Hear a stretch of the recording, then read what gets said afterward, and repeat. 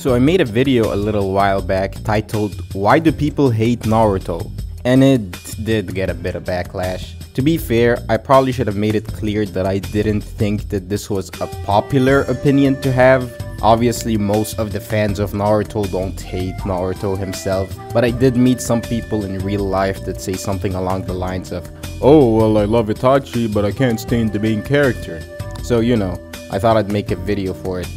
But then I sat down and thought to myself, you know who's almost as main of a character as Naruto and actually receives so much hatred from the fan base? Mr. Sasuke Uchiha. Sasuke is actually a very polarizing character, and a pretty vocal minority just hates him. Or at least that's what my Reddit ventures would tell me. It usually has something to do with either Sasuke's personality or how he keeps switching sides during Shippuden. I've also heard these emo crybaby comments that really cheapen who I consider to be one of the most human and best written characters, the main anti-hero of the series.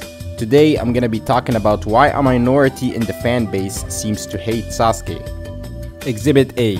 Now, if I were to pick a reason why so many people disliked Sasuke's character in part 1, it'd have to be his personality or smug attitude. Basically the same reason Naruto hated Sasuke. Mr. Steal Your Girl, or Mr. Begrudgingly Steal Your Girl, since he doesn't really want her, she just wants him. This attitude fits his character, since he was always the top of his class, most popular guy, the last Uchiha. Now, of course, as we get to know, Sasuke developed this cold attitude due to the trauma inflicted upon him by Itachi.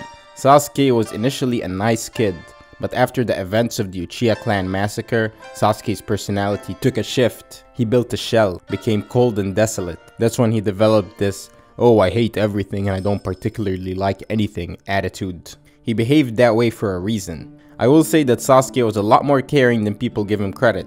Even though he played the facade that he didn't care, the reality is that Team 7 was becoming his new family. One example is how he was the first one to acknowledge Naruto's strength, or how he was willing to put his life on the line just to give his teammates a chance to escape.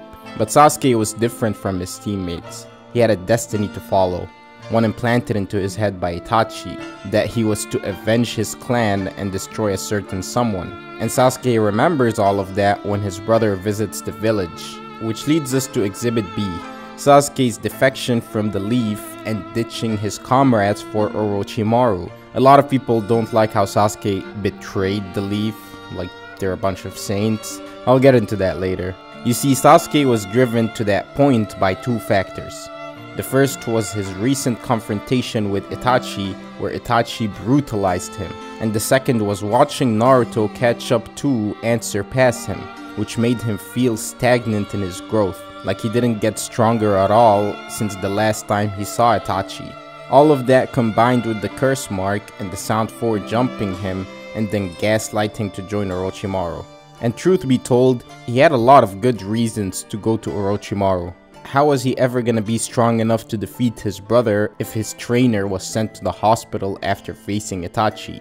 It was clear that conventional training methods weren't gonna cut it. Sasuke needed to do something drastic if he were to gain the necessary powers, and Orochimaru was the perfect sensei for that. Sasuke had to make the choice to become powerful enough to put an end to Itachi. He had no family holding him back in the Leaf. He thought for a while that he could be content with having Team 7 as his new family, but after Itachi's visit, Sasuke was reminded why he had to stop this man. Only he could do it. And all of these connections and emotional attachments were a hindrance. Sasuke had to prioritize his vengeance, even if it meant taking a gamble with Orochimaru. And when we see Sasuke again after the time skip, we get to see this gamble pay off. This Sasuke was so ahead of his peers that Sakura and Tsunade believed that the only way Sasuke could have gotten that much stronger was if Orochimaru was using performance enhancing drugs on him. And this Sasuke was also not considered evil or morally depraved just yet. This Sasuke didn't believe in unnecessary killings, and viewed such a depraved act as something that Itachi Uchiha would do. That's why he turns on Orochimaru. The way Orochimaru toyed with people's lives for his own cause mirrored Itachi. or at least the facade that Itachi displayed. Itachi was Sasuke's moral compass, as in what not to do.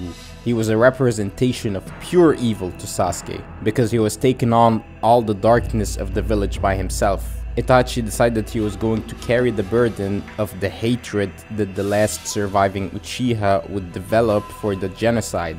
That way, Itachi would honor Shisui's wishes by protecting both the village and the clan's name. And by dying to Sasuke's hands, the Uchiha clan would be rightly avenged, and Sasuke would be regarded as a hero. This was all Itachi's plan.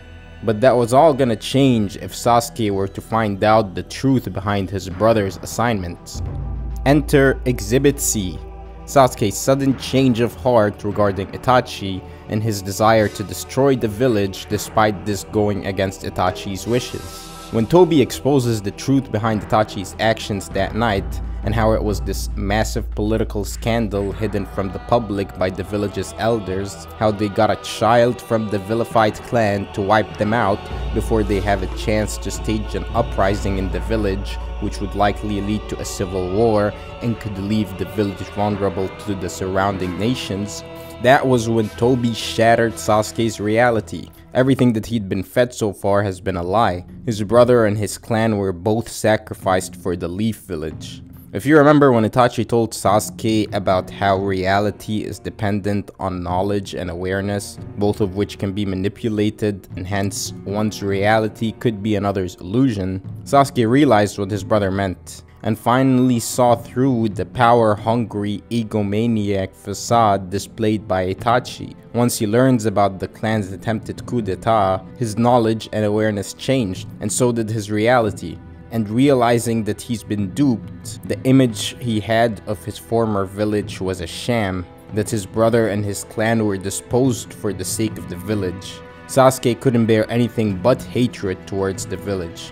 If you ask me, developing a grudge against Konoha makes perfect sense. And this is when you get to all those emo crybaby comments, which are very poor criticisms in my opinion. There's this meme that I've seen too often, and it goes to show how many people misunderstand Sasuke. Like, I get that Itachi's wishes to protect the leaf, but Sasuke isn't his brother. It would have been completely out of character for him to follow Itachi's will. What, was he supposed to just ignore this massive political conspiracy which had systemically wiped out his brethren? Sasuke's entire identity revolved around Itachi being this monster and how ending him would rid the world of all evil. But after learning the truth, that identity collapsed. Like he told Obito, it was unrealistic for him to go back to the leaf after what he'd learned. I can't believe that people are really criticizing Sasuke for being all emotional and angsty given the injustice inflicted against his family. That's why I say Sasuke is one of the most human characters. It was at that point that Sasuke adopted a mindset similar to Pain's. He was gonna have to get his own justice. By this point, Sasuke abandoned his previous ideals. Now he believed that warning people was sufficient.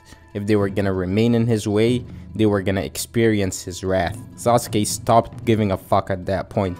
He realized that the shinobi world was hell, that there was no good side. Even the man persecuting him, trying to claim moral superiority, the Raikage, was compromised. All the hatred he felt towards the Leaf and Danzo would push Sasuke to his lowest point, until we get to Exhibit D, Sasuke stabbing and nearly killing Karin, as well as the overall pain he's caused his friends. Those that abandon their friends are even worse than scum.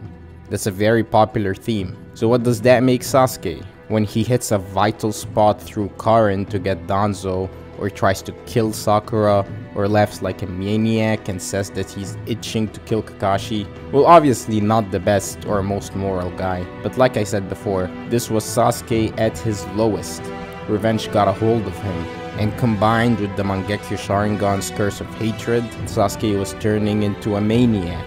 And this isn't to say that what he did was right, it obviously wasn't. Even Sasuke himself regretted his actions when he cooled off a bit. All the hatred had turned him mentally unstable. But like Kakashi said, Sasuke was a victim of the times we live in. He'd been molded that way by manipulation from Itachi, Orochimaru, Obito, and all the lies and deception of his supposed village. All of his former comrades viewed him as a criminal, but none of them knew the truth about Itachi anyways. The only people that knew about it were Naruto, Kakashi, and Yamato. Sasuke was getting overwhelmed by hatred, and was in desperate need of an outlet. That's why Naruto told Sasuke to store all his hatred and throw it at him, that he was the only one that could handle all that hate. This was Naruto trying to solve Pain's cycle of hatred. Now I could go and talk about Sasuke in the war arc and towards the end of the series, but I already covered that in my Does Sasuke's Revolution Make Sense video, which I highly suggest you check out right now, because I'm more or less done. I think I've gone through all the reasons I could find as to why some people dislike Sasuke.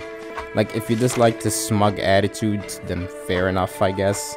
It does kinda match Sasuke's persona, but whatever. If you dislike how he keeps switching sides, or how he turns on his comrades, or his angst, or how he's always obsessed with revenge, then in all honesty, I think you may be underappreciating Sasuke's character a bit. Sasuke is the protagonist's main rival. The reason Naruto had to get as strong as he is was to catch up to Sasuke. Sasuke had to keep moving, otherwise the story would have ended a lot quicker. In my opinion, Sasuke's descent to darkness is integral to the storyline and was well executed.